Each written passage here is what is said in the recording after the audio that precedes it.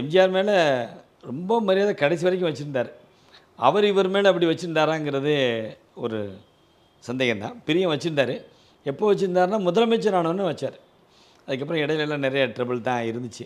ஆனால் இவர் வந்து பராசக்தி முடிஞ்ச பிறகு மடமடன்னு போய்கிட்டு மனோகரா கதையை மனோகரா படம் எப்படி உருவாகுது சார்? அது வந்து ஏற்கனவே பொம்மல் முதல் சம்பந்தம் எழுதிட்டார். நிறைய கம்பெனி நடிச்சுக்கிட்டு இருக்காங்க அதை. இது மனோரமா படத்தை நாடகத்தை நம்ம மனோகர் இருக்கார்ல, ஆர்எஸ் மனோகர். ஆமாம், அவர் மனோகர் கேரக்டரில் ஒரு நாடகத்தை நடிச்சிருந்தா தன்னுடைய பேர் மனோகர். அப்படியா? அவர் பேர் வந்து நாராயணன் நினைக்கிறேன், ஏதோ ஒரு நாராயணன், ஏதோ சங்கர் நாராயணன் பேர். அப்படி தான் அந்த மாதிரி இருந்துச்சு. இது அந்த பராசக்தி தான் தமிழ் திரையுலகில் திருப்புமுனை ஏற்படுத்திய திரைப்படங்கள் 2ல் முன்னாடி வந்தது. 2வது வந்து வசனம் வந்து புத்தகமாக வெளியிட்டது. அந்த ஸ்கிரிப்டை வந்து புத்தகமாக வெளியிட்டது பராசக்தி.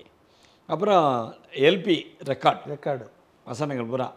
அந்த காலத்தில் பார்த்தீங்கன்னா சின்ன பிள்ளைல நான்லாம் சின்ன பிள்ளையா இருக்கும்போது எல்லா கல்யாண வீட்லேயும் பராசக்தி டைலாக் தான் ஓடிட்டுருக்கோம். இதெல்லாம் பெரிய தாக்கத்தை ஏற்படுத்துச்சு.